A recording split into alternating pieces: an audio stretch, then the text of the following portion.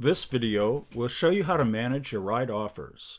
I will include single and carpool ride offers, finding pay and notes, date, time, and location. Reviewing, accepting, rejecting single ride offers, non-carpool trips. In most cases, and depending on your phone settings, when a ride offer is sent to your phone, you will get the pop-up. Notice the date of the trip is not on the pop-up. They are working on adding the date to the pop-ups, and that should be fixed very soon. Sometimes the pop-up will show the date, other times it won't, but they are working on it. In the meantime, we recommend you always hold every offer you get. More on that below, but by holding the trip, you're essentially pushing it to the side so you can review it later. When you review it later, you will see the date, time, pay, etc. Reviewing single trips after offered and put on hold. After a trip is put on hold, or if a dispatcher tells you they sent you a ride offer and you don't happen to see the pop-up, you can click on the wall button on the bottom of your screen to see ride offers that have been held or pushed aside. The wall button is on the bottom left of your home screen, as you can see in the picture below. Click on the button to access your wall. Once you're in the wall, you will see something like you see below. Note that single trips will be in the trip wall. Carpool trips will be in the manifest wall. Be sure to check both walls. Notice this tells you the price, the pickup, location, and the distance of the trip, the time, the date, number of passengers, etc. When you have multiple trips on your wall, they will all show up there for your review. So check both walls.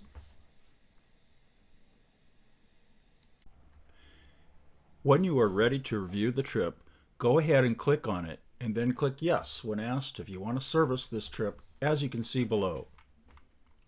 After that, it will move into your trip selection, and you will be able to accept or reject the ride. Reviewing, accepting, rejecting carpool trip offers usually only applies for the East Bay drivers. Like above, there are some differences. When you get a carpool offer, you will get a similar screen as below. It tells you the pickup time and estimated end time, and tells you the date and number of passengers. We also recommend you hold every offer that comes to your app so you can review it later and decide.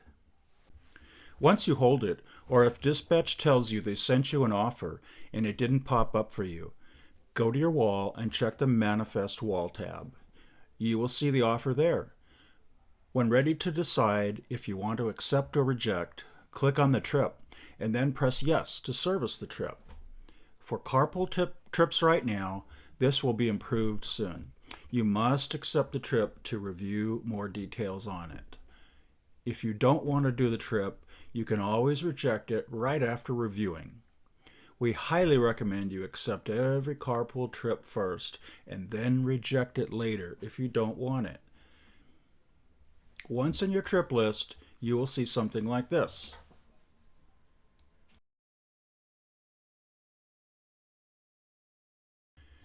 To find out the driver pay, open up the first customer on the list.